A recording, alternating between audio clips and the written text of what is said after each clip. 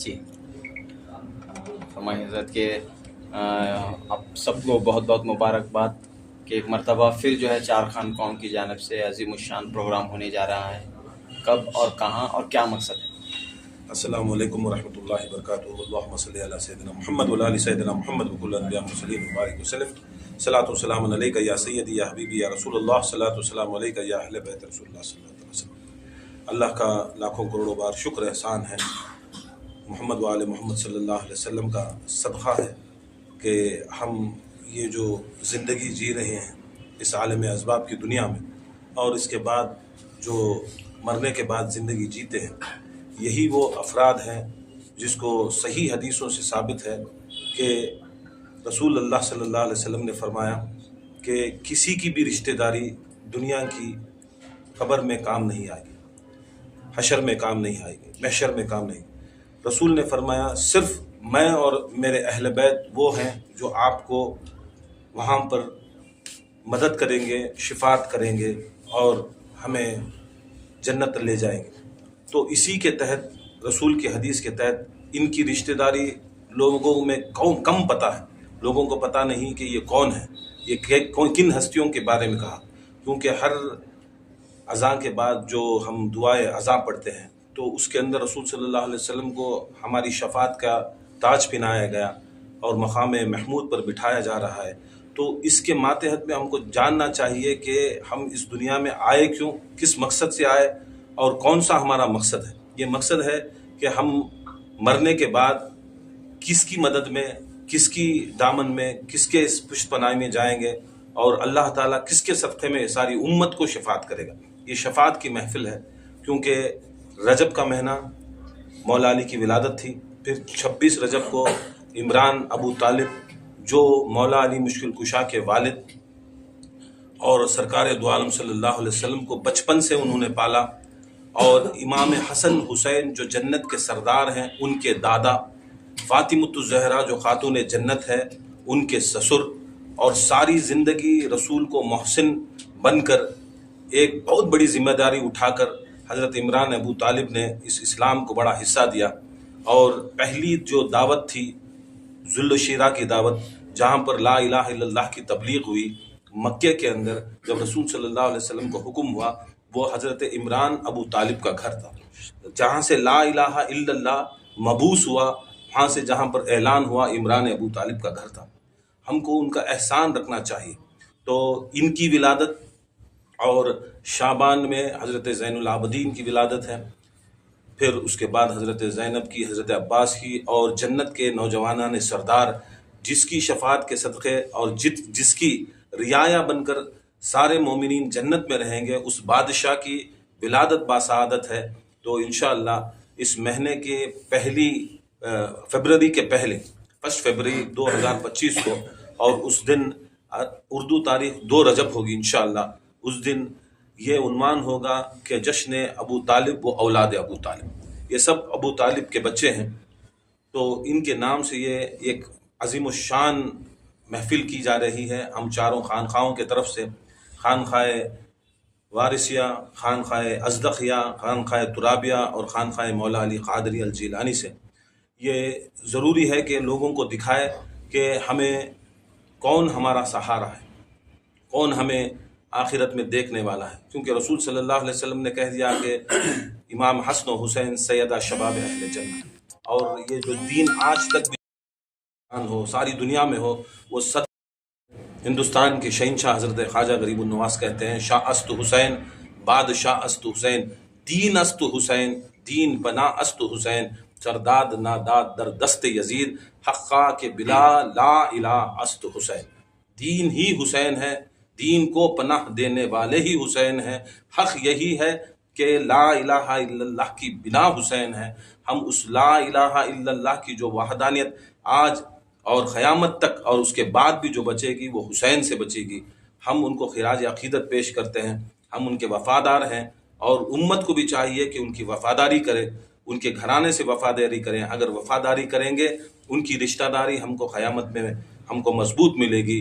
اس تحت کے اوپر، اس جہت کے اوپر ان کا ولادت باسعادت بتا رہے ہیں کہ لوگوں کو یہ چیزوں کو ضرور کریں. جیسا 11ویں چھٹی شریف یہ اولیاء اللہ ہے، غوث پاک کی 11ویں برکت والی چھٹی شریف برکت والی ہے۔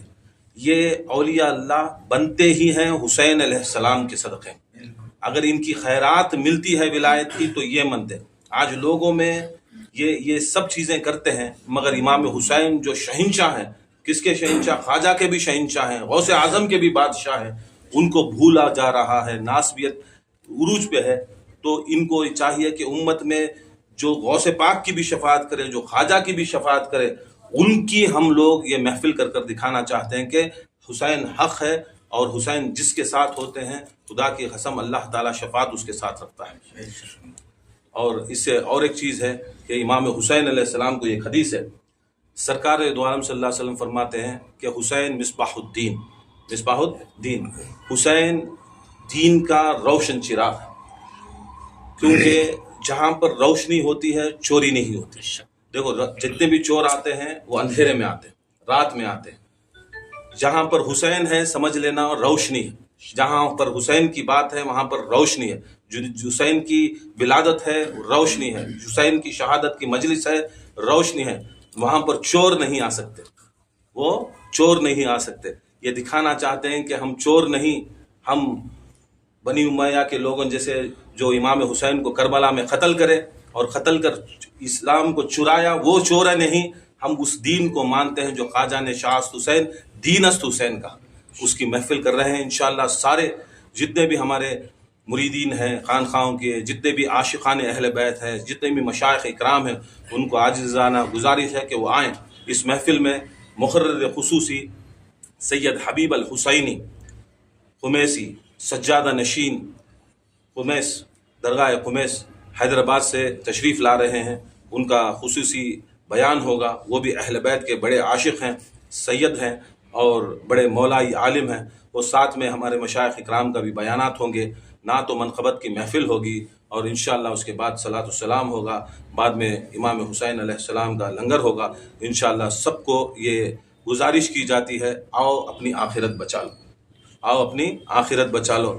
دنیا کے اندر حسین کو ماننے والا یہ بات یاد رکھ لیں، صبر سیکھتا ہے، حسین کو ماننے والا علم سیکھتا ہے، حسین کو ماننے والا حلم سیکھتا ہے، حسین کو ماننے والا شجاعت سیکھتا ہے، حسین کو ماننے والا ساری دنیا کے اندر حسین کو ماننے والے وہ ہوتے ہیں، صرف مسلمان نہیں، صرف سنی نہیں، صرف شیعہ نہیں، صرف تبلیغی نہیں، صرف دیوبندی نہیں، حسین کو ماننا ہے تو انسان ہونا ہے۔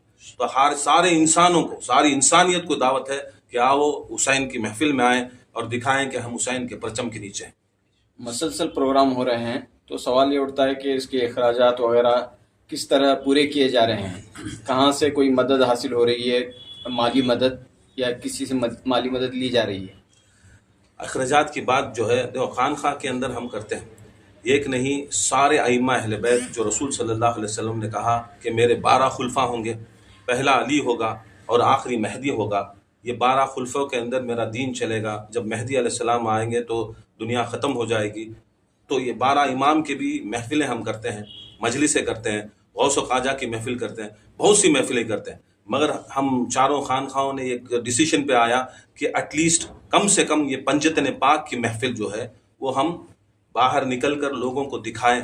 اور یہ اخراجات کی بات جو ہے یہ سارے ہمارے خاص خانخواہوں سے جو محفلیں یہاں کرتے، جو خرچ یہاں کرتے، تو ہم نے سوچا کہ یہاں کر صرف ہمارے مریدوں کو بلائے یا ان کے مریدوں کو بلائے، 4 خانخواہ کے مریدوں کو بلائے، یہ نہیں ہونا، تو لوگوں میں جائیں اور سارے کے سارے لوگ اس میں حصہ لیں، دیکھیں۔ اور یہ جو فاتحہ ہے، یہ جو ہم مجلسیں کرتے ہیں، رسول صلی اللہ علیہ وسلم نے بھی کی ہے۔ ولادت امام حسین، جب امام حسین علیہ السلام دنیا میں تشریف لائے تو سرکار دو عالم صلی اللہ علیہ وسلم نے اپنی گود میں اٹھا کر 3 دن جشن کیا، یہ سنت رسول پوری کرے۔ اور رسول صلی اللہ علیہ وسلم جب امام حسین علیہ السلام 60 ہجری میں جب شہید ہونے والے تھے، تو جب سرکار اس عالم اسباب میں تھے، پردہ ہونے سے پہلے خود امام حسین کو بٹھاتے اور مجلس برپا کرتے اور امام حسین کا قتل یاد کرتے اور روتے۔ یہ سنت ہے رسول صلی اللہ علیہ وسلم سنت۔ اور اخراجات یہ صرف 4 خانخواہوں سے ہم اخراجات کرتے ہیں، اور انشاءاللہ خانخواہ ہوتی ہی ہے جو اہل بیت سے وفاداری کرے، اپنے جان سے زیادہ، اپنے مال سے زیادہ، اپنی اولاد اور اجداد سے زیادہ، جو محمد و آل محمد کو محبت کرے وہ مومن ہوتا ہے۔ اور جو مشائخ کرام ہوتے ہیں وہ مومن کی نشانی ہے۔ کچھ بھی کریں گے، کیسا بھی کریں گے، خون کا آخری خطرہ بھی بچے گا تو انشاءاللہ ہم امام حسین و آل حسین پر قربان کر کر ان کی شان و شوکت بڑھانے کی کوشش کریں گے۔